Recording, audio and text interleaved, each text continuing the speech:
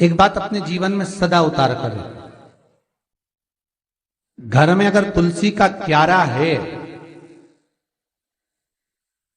तो तुलसी महारानी हमें ये बता देती है कि हमारे घर में सुख आने वाला है कि दुख आने वाला है। जैसे शनि अपना प्रकोप दे रहा है या शनि उतर रहा है, ये किसी से पूछने की जरूरत नहीं पड़ती, अपने आप मालूम पड़ जाता है। कैसे? शनि कथा अगर आपने सुनी हो तो उसमें व्याख्यान आता है शनि कथा में, पांव की चप्पल बार बार टूट रही हो,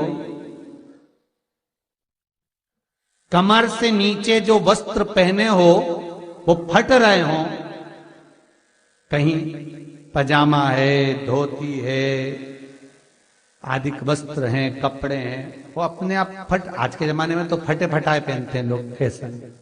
उसकी गारंटी नहीं है, उसका हम वर्णन नहीं कर, हम जब पहनते हम समझ जाते हैं इसको शनि तो ऑलरेडी लगा ही हुआ। जब उनका घुटना घुटनी सब फटा हुआ दिखता है तो उसमें लग जाता है कि शनि पहले से लग गया बापड़ा, उनके पहने से तो मालूम पड़े। शनि का नियम है, शनि कथा कहती है पांव की चप्पल बार बार टूट रही हो, घिस गई हो, बद्दी टूट रही हो, कुछ कर रही हो, और अगर कमर से नीचे जो वस्त्र पहने हो वो अपने आप फट रहे हो, समझ लेना कि शनि पांव से प्रवेश कर रहा, मतलब अपनी प्रखरता शनि दिखा रहा। किसी मंदिर में गए महाराज और वहां जाने पर चप्पल चली गई तो समझ लेना शनि की कुदृष्टि अब पड़ना बंद होना चालू हो गया। कितना सुंदर कहा है महाराज। जूता चप्पल आज के जमाने में तो फैशन हो गई साहब, घर की चप्पल अलग होती है, बाहर की चप्पल अलग होती है। लोग घर में चप्पल किचन तक में पहन के जाते हैं। अरे पानी ले जाओ सीओर से। रसोई घर में लोग चप्पल पहन कर जाते हैं, जहां भगवान का प्रसाद बन रहा है, जहां अन्नपूर्णा निवास कर रही है, और पूछो तो करे किचन की चप्पल है तो माथे पे रख लो। तुम अपनी मां को जरूर देखना है एक बार, वो बूढ़ी मां कितनी बार किचन में चप्पल पहन कर गई, मुझे जरूर फोन कर कर बताना। बूढ़ी मां रसोई घर में आज भी बिना चप्पल के जाती है, और बहुओं की कहीं एड़ी नहीं फट जाए, ठंड नहीं बैठ जाए, इसलिए ये रसोई घर तक में चप्पल पहनकर जाती है। सूर्य नारायण की कथा पढ़ना, शनि महाराज की कथा पढ़ना, और गरुड़ पुराण की कथा पढ़ना, जिन जिन कथाओं का हम व्याख्यान कर रहे हैं उसको पढ़ना जरूर हो।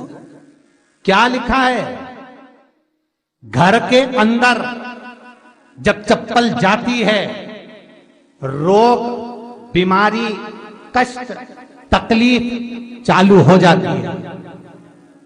तुमने चप्पल क्यों पहनी? ठंड नहीं बैठ जाए, रोग नहीं बैठ जाए। घर के अंदर उतना बढ़ गया, एक कालीन बिछा दो, एक दरी बिछा दो, मोटा आसन बिछा दो, जिस पर तुम चल लो। जरूरी है कि कई कई लोगों को तो हमने ये भी देखा कि कालीन पर भी चप्पल पहन के चलते, और ब्राह्मणों को भोजन परोस रहा है, गुरुजन को भोजन परोस रहा है, ठाकुर जी की थाली बना रहा है, ठाकुर जी का थाल लगा रहा है, तो भी चप्पल है पांव में। तेरा क्या होगा रे कालिया, क्या होगा? विचार तो करो।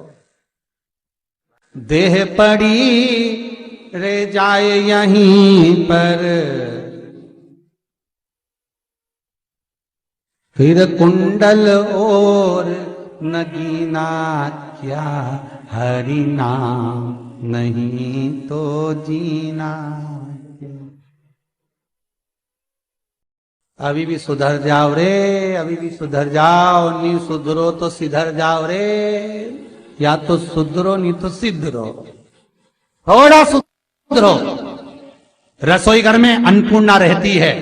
रसोई घर में शिव महापुराण की कथा कहती है, जब भगवान शंकर को मां जगत जननी भोजन करा रही थी, शंकर जी ने वर मांगा था अन्नपूर्णा से। ए अन्नपूर्णे, तुम मेरे घर के बच्चों का भरण पोषण कर रही है। इस मृत्यु लोक में जितने मनुष्य जन्म लेते हैं ये मेरे पुत्र कहलाते हैं। तो अन्नपूर्णा ने कहा, चिंता मत करना भोलेनाथ, जिस जगह पर एक स्त्री, बेटी, कन्या या घर की बहू या बूढ़ी मां भोजन बनाएगी, उस जगह पर मैं अन्नपूर्णा उसके शरीर में प्रवेश करूंगी। और वो रसोई घर नहीं होगा, वो मेरा और तुम्हारा मंदिर कहलाएगा। अब मंदिर में चप्पल पहनकर भोजन का निर्माण करना, ये श्रेष्ठता है। एक आसन पटक लो आप रसोई घर के अंदर, जिस आसन पे खड़े होकर आप भोजन बना लो। मोटा सा आसन रख लो, चप्पल की जरूरत ही नहीं। श्रीमद् भागवत कथा कर रही है, तुलसी का मात्र तो शनि अपनी दृष्टि बता देता है। शास्त्र कहता है जब घर के अंदर प्रवेश करने के, जब आप घर में प्रवेश करें तो एक कोने में चप्पल को उतार दें। बाहर जगह नहीं है तो घर के अंदर प्रवेश कर कर लेफ्ट में चप्पल को उतार दें, और 7 या 3 कदम के अंदर चप्पल उतर जाना चाहिए घर के अंदर भी। और उसके बाद अगर चप्पल अंदर प्रवेश कर रही है तो राहु केतु शनि के साथ प्रवेश करते हैं, जिसके घर में बीमारी कभी पीछा नहीं छोड़ती। शनि कथा, सूर्य की कथा का स्मरण करिए, आपको मालूम है, पहचान हो जाता है। महाराज तुलसी बता देती है कि आपके घर की दशा क्या है। बार बार जल डालने के बाद भी तुलसी सूख रही है, बार बार आप पूजन कर रहे हैं, पाठ कर रहे हैं, तो भी तुलसी के दल सूख रहे हैं। तुलसी बता देगी कि तुम्हारे घर में तकलीफ आने वाली है, कष्ट आने वाला है, सूख रही है।